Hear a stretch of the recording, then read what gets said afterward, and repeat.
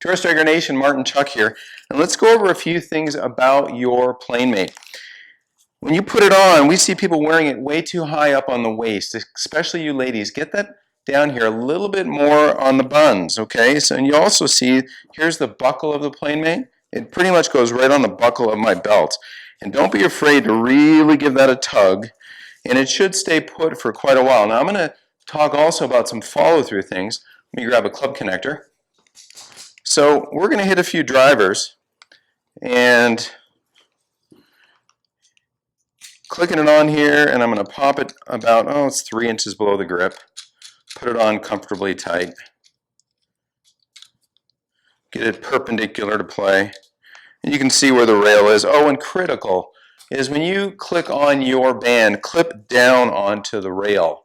It says in the instructions, clip down, and guess what people do? They clip up and under, and then all the force getting pulled, it behaves differently into this knuckle right here.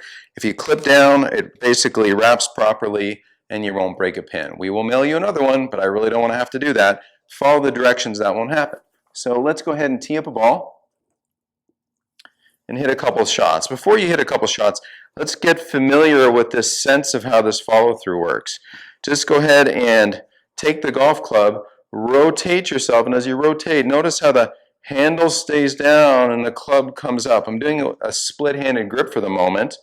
Instead of something going this way, the club's going to collect the ball, the club head's going to come up, and I'm turning the corner. So I do it toward the camera now. That's what the follow-through is going to look like before the club exhausts itself. Is this fractionally shorter or smaller than a more robust swing with the band off? Of course it is. But so many people have found benefit in governing their swing and understanding the through swing behavior, myself included. It's helped my swing immensely. So let's hit a couple shots and we'll talk about it. I've got the band on. This is the pitch motion band. There's a fraction of tug in here, probably a couple of inches worth.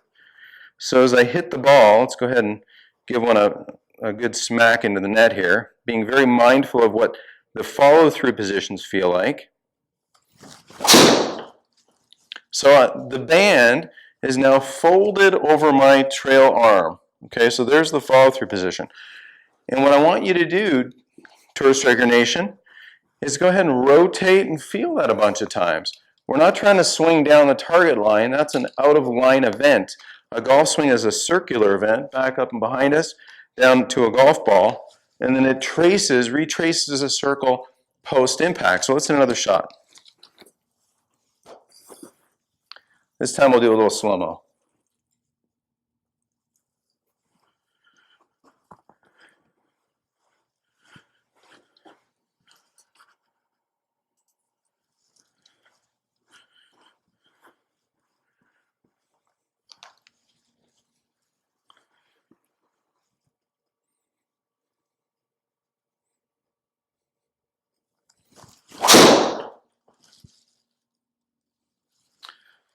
And let's take a look at it.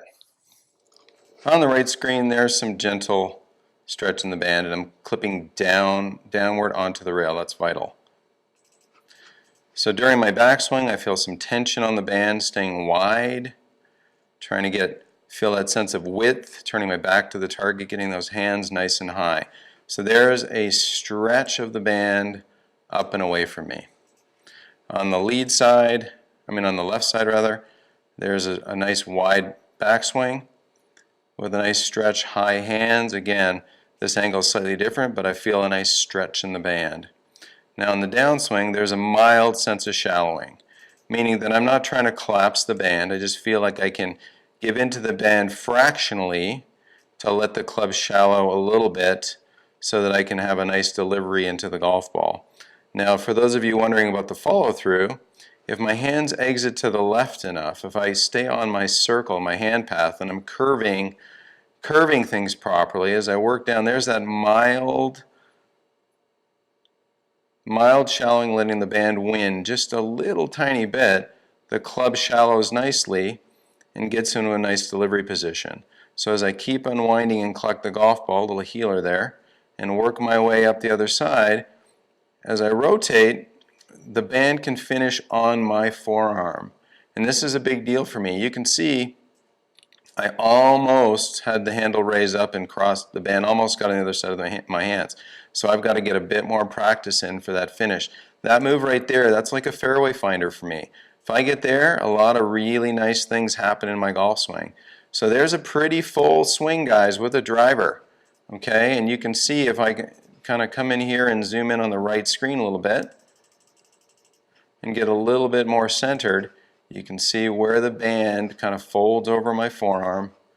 My arms are still have some width in them, and there's a little bit of folding over the forearm for a nice balanced finish. Now, is this my full speed? No, I'd say it's probably 10%. If my max ball speed's in the low 160s, I'm going to say this is right around 150 or so. So that's the feeling of how we can kind of continue on the circle, finishing in a nice balanced finish position.